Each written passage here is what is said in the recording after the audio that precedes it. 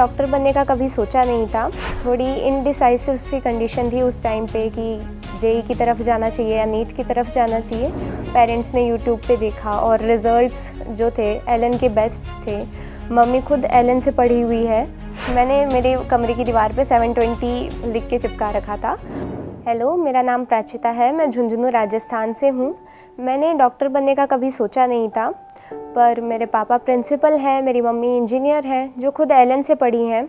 और पेरेंट्स से कंसल्ट करने के बाद हमने सोचा कि डॉक्टर का जो प्रोफेशन है वो मेरे लिए बेस्ट है। 10th क्लास में मेरे साइंस में और मैथ्स में दोनों में ही फुल मार्क्स थे, तो थोड़ी इनडिसाइसिव सी कंडीशन थी उस टाइम पे कि जेई की तरफ जाना चाहिए या नीट की तरफ जाना चाहिए।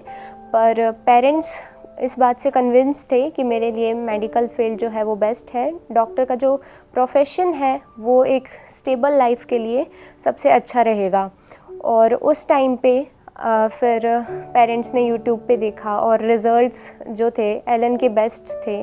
मम्मी खुद एलन से पढ़ी हुई है, तो इन सब फैक्टर्स को देखते हुए पेरेंट्स ने मेरा एडमिशन एलन में करवाया 11th क्लास में। जब मैंने नीट की प्रिपरेशन स्टार्ट की तो मुझे मैथ्स में भी काफ़ी इंटरेस्ट था और मैं बीच बीच में मैथ्स भी सॉल्व कर लिया करती थी माइंड फ्रेश करने के लिए। और फिज़िक्स और केमिस्ट्री में भी अपना लेवल देखने के लिए मैंने जेई मेंस का सेशन 1 और सेशन 2 दोनों दिए थे। सेशन 1 में मेरे 99.14 परसेंटाइल थी और सेशन 2 में 99.338 परसेंटाइल थी।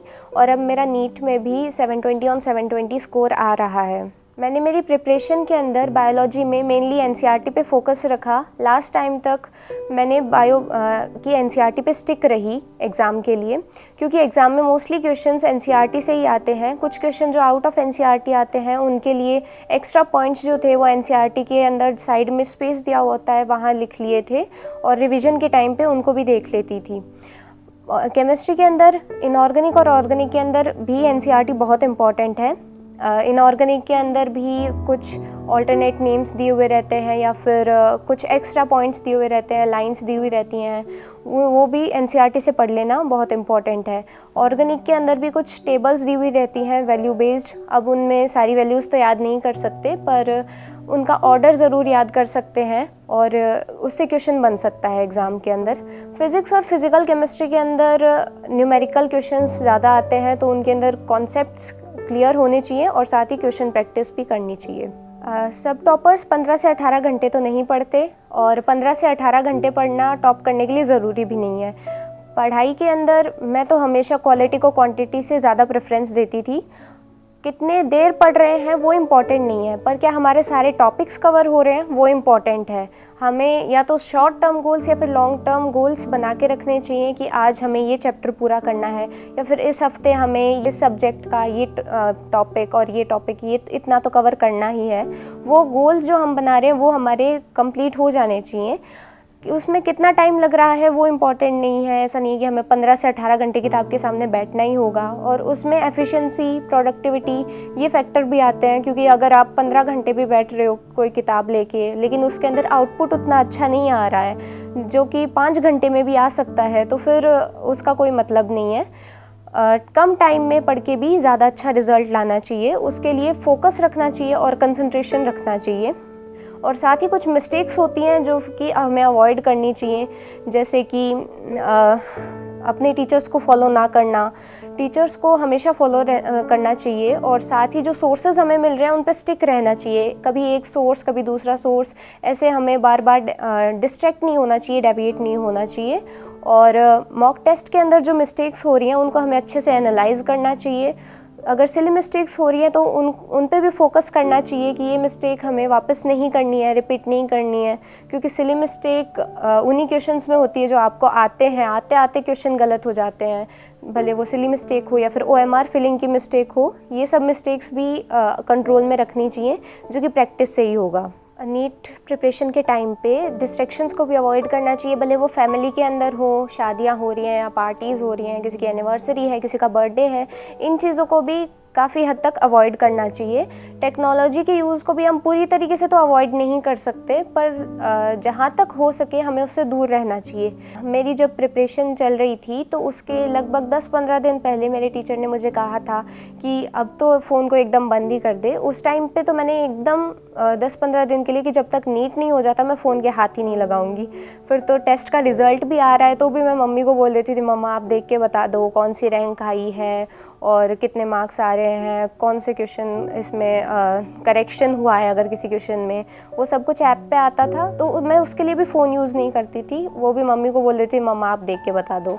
तो उस टाइम पे भी मैं फ़ोन यूज़ कर सकती थी, पर मैंने उस टाइम नहीं किया, क्योंकि अगर हम कोई यूज़फुल चीज़ भी देख रहे होते हैं उस टाइम पे भी कई बार ऐसा होता है कि हम जितना टाइम उस चीज़ को देना चाहिए उससे ज़्यादा दे देते हैं, क्योंकि हम फिर फ़ोन देखते टाइम कभी इधर कभी उधर डिस्ट्रैक्ट हो जाते हैं।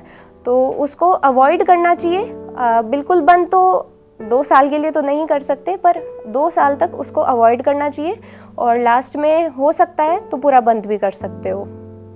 और टारगेट की बात करें तो टारगेट मैंने मेरे कमरे की दीवार पे 720 लिख के चिपका रखा था। तो वो एक टारगेट रहता है खुद से कंपटीशन का कि किसी और से कंपटीशन नहीं रखना है, कंपटीशन सिर्फ 720 का रखना है कि अपना वो स्कोर आना चाहिए। पर 720 टारगेट मन में सिर्फ इसलिए रखना है कि अपने को कुछ भी नहीं छोड़ना है। अगर मन में 720 का टारगेट रहता है तब अपन प्रिपरेशन के टाइम पे फिर ये रहता है नहीं, एक एक लाइन से क्वेश्चन बन सकता है, अपने को हर लाइन बाय हार्ट याद होनी चाहिए, कोई भी पॉइंट नहीं छोड़ना है। 720 का टारगेट इस चीज़ में हेल्प करता है, लेकिन इसका मतलब ये नहीं है कि अगर मॉक टेस्ट में मार्क्स कम आ रहे हैं, 720 नहीं आ रहे हैं तो हम डीमोटिवेट हो जाएं। मेरे मॉक टेस्ट में कभी 720 नहीं आए थे, और इसका मतलब ये नहीं है कि यार अपन ने 720 का टारगेट लेके प्रिपेयर किया, 720 नहीं आ रहे हैं तो उससे हम डीमोटिवेट हो जाएं, ये सही नहीं है। 720 का टारगेट अगर हम रखना चाहें तो रख सकते हैं, लेकिन उसको मन में रख के हमें प्रेशराइज नहीं होना चाहिए कि अपने को अगर जैसे पेपर में एक क्वेश्चन नहीं आ रहा तो अपने ऐसे हो गया यार 715 ही आएंगे या 716 ही आएंगे, 720 नहीं आएंगे, वो मन में नहीं रखना चाहिए। जैसा अपने को आ रहा है पेपर अपने को अपना बेस्ट देना चाहिए।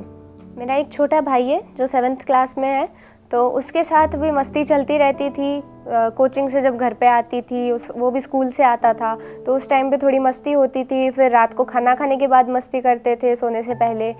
तो छोटे भाई के साथ मस्ती या फिर सिबलिंग के साथ मस्ती, किसी के भी साथ मस्ती करते टाइम या फिर कोई स्पोर्ट्स खेलते टाइम, वो एक स्ट्रेस रिलीवर की तरह काम करता है। और जब किसी बच्चे के साथ मस्ती कर रहे हो तो एकदम बच्चे बन जाते हो, और ये बहुत हेल्प करता है उस टाइम पे, क्योंकि फिर उस टाइम पे पढ़ाई के बारे में नहीं चल रहा होता मन में कि यार अपने कल ही टेस्ट हुआ था उसमें कितने मार्क्स आए, नहीं, फिर उस टाइम पे वही फोकस रहता है, तो वो स्ट्रेस रिलीवर की तरह काम करता है। और मैंने ये जो स्कोर अचीव किया है 720 ऑन 720, इसका क्रेडिट मैं मेरे फैमिली को और एलन की फैकल्टी टीम को, मेरे टीचर्स को देना चाहती हूँ। और अगर ये मैं अचीव कर सकती हूँ तो आप सब भी ये अचीव कर सकते हैं। इसके लिए बस कंसिस्टेंसी चाहिए, पेशेंस चाहिए और सिंसियरिटी चाहिए, और आप लोगों को अपने साथ ईमानदार रहना चाहिए कि हमें खुद को तो एटलीस्ट अपने बारे में पता होना चाहिए कि हम कहाँ स्टैंड कर रहे हैं, हमें कहाँ इम्प्रूव करना है, कौन सी जगह हमें ज़्यादा मेहनत करने की ज़रूरत है। अगर इन सब चीज़ों को आप अपने ध्यान में रखेंगे तो फिर आप भी डेफिनेटली इम्प्रूव कर सकते हैं, और जैसे ही मैंने अचीव किया है वैसे ही आप भी अचीव कर सकते हैं। Thank you.